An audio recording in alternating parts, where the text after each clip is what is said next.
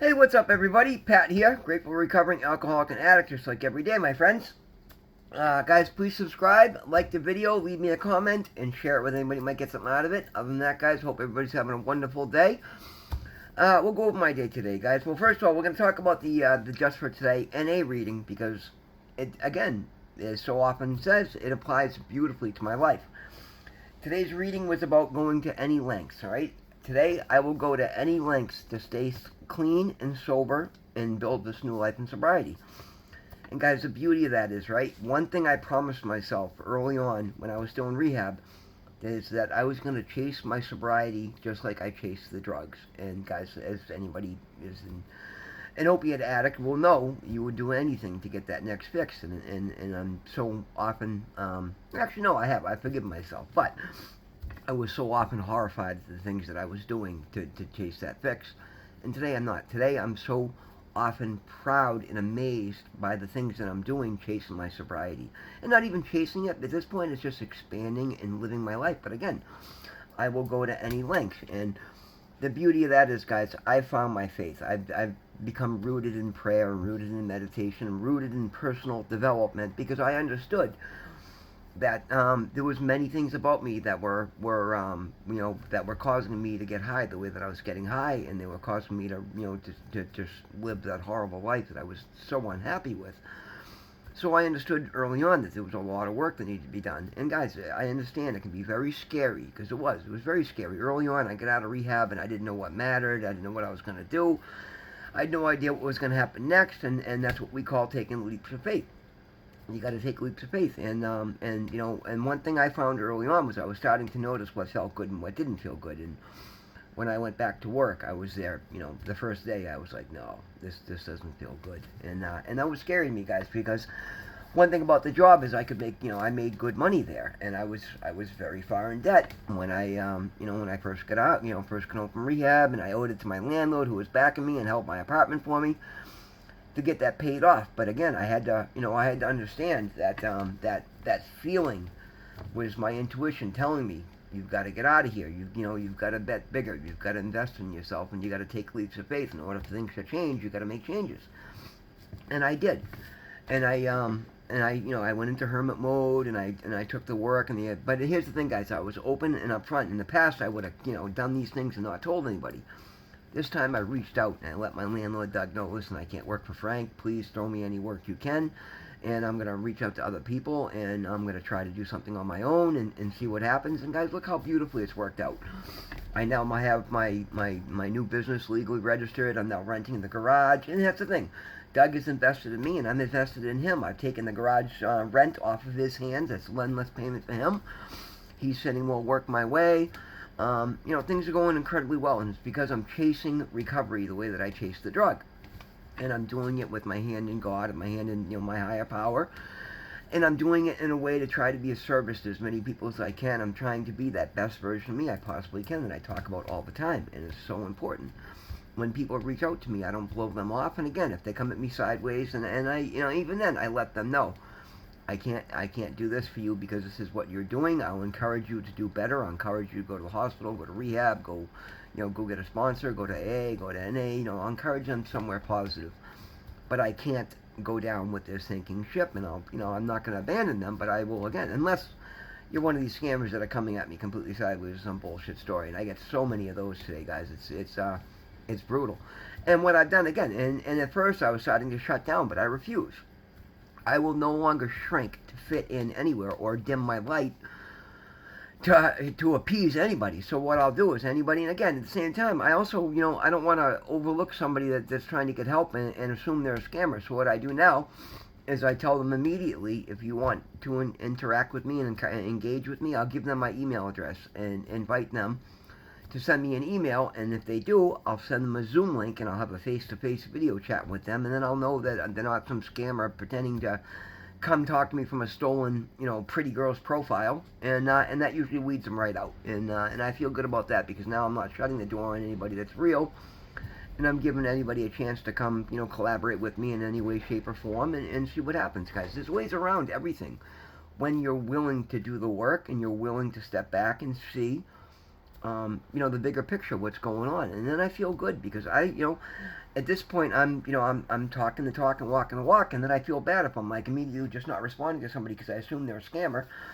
So I give them a chance to prove themselves, okay? And some people just, you know what? Some people are just lonely and they want to talk, and I had those days where I'd stay up all night and I'd talk to people online, and you know, and again, one that I talk about all the time, or not very, actually, I keep my personal information quiet, is my friend Lana from Texas, and I had to delete that app that I knew her through, and I suspect she'd probably still leave me messages and still hoping I'll come back. And I really wish that I knew in the past she'd look at my Facebook and you know and see what I was up to.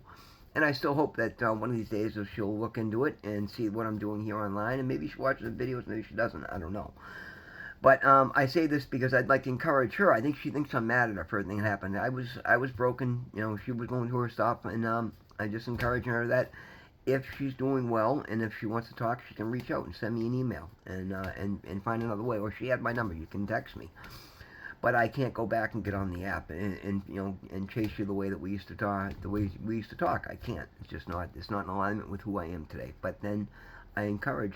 I hope she's doing well, and I hope she'll get in touch with me so we can at least find out how she's doing. Anyway, that's that, guys. Yeah.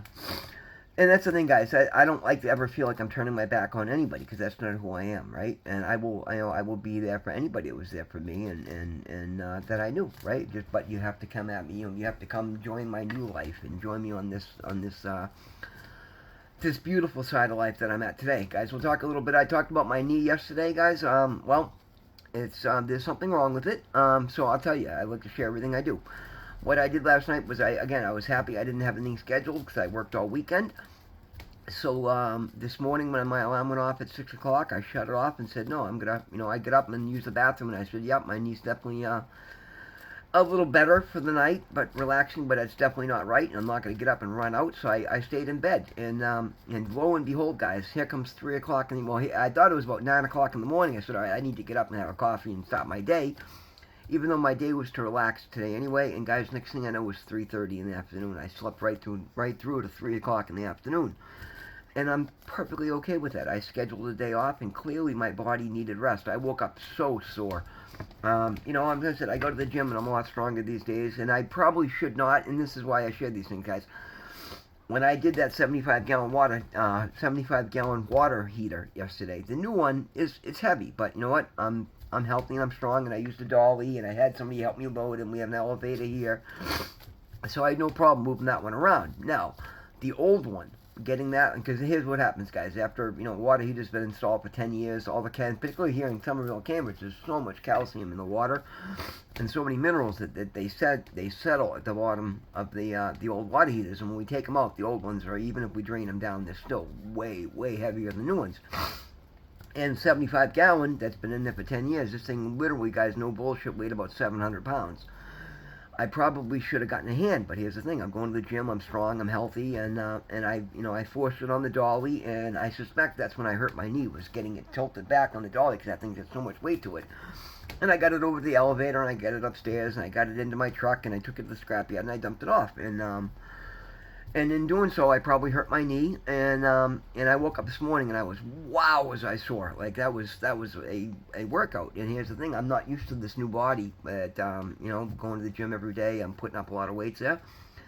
I've got a lot more strength than I used to, and so I'm able to do things a lot more, but clearly I overdid it, because when I woke up this morning and I got out of bed, I was like, oh, wow, every muscle in my body was sore from muscling that thing around, and I'm glad I was able to do it.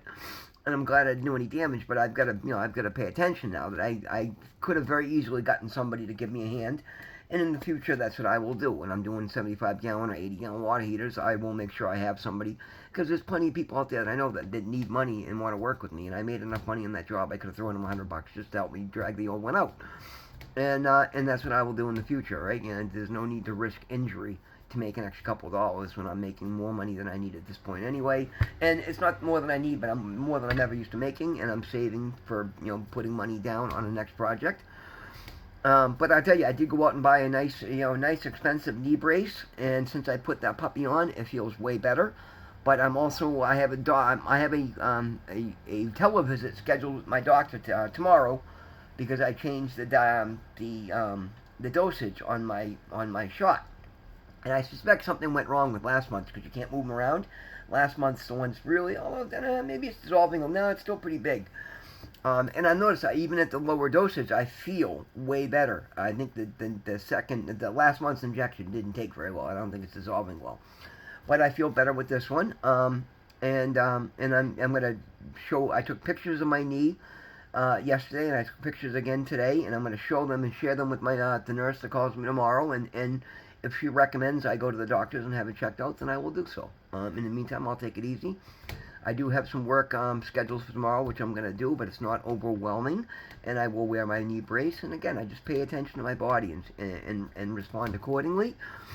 I stay rooted in prayer, and I keep my intuition sharp, and I just, I digest everything that happens to me throughout the day, and then I think about it, and I decide on my responses, and I go re-engage with life accordingly. And that way, I'm on top of everything that's happening to my life and everything that I'm inviting into my life, and not being responding and not being pushed around by anything in my life. And so it's such a powerful place to be. I don't say that to be braggart. I'm saying it because it's something you all need to do.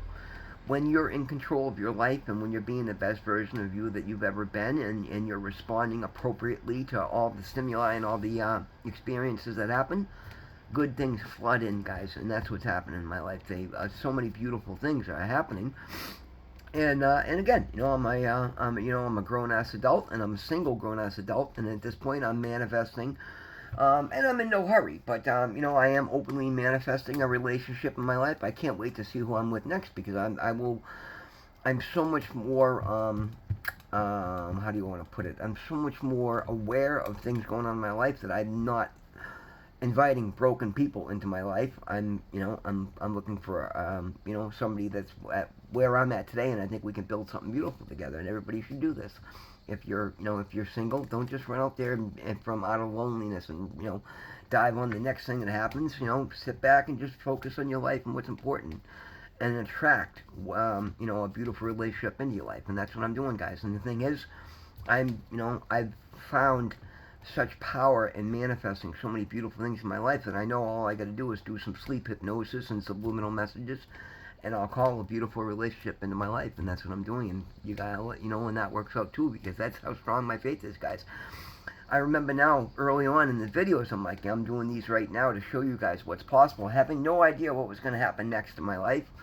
And now I look back over the last 4 months, and I'm in awe of what I've managed to put together. And it's because, again, I did it in my faith, hand in hand with my higher power, giving reverence, giving thanks, being grateful, being aware, only taking the good opportunities that are positive for me, and doing anything I can that's positive for somebody else, so long as it doesn't overtax me and take something I don't have extra to give. And that's a beautiful recipe of interacting with life and those around me, and just focusing on myself, and then pouring from the overflow that comes into me. And that's what everybody should do. Guys, I hope this has made sense. I hope you enjoyed the video. I hope you've enjoyed your day. Always remember, God loves you. I love you. If nobody else has told you that, well, now I have. Guys, be encouraged, be blessed, be faithful, and be the best version of you, and watch your life thrive. Guys, thank you so much. I love you. God loves you. Have a great day. We'll see you tomorrow.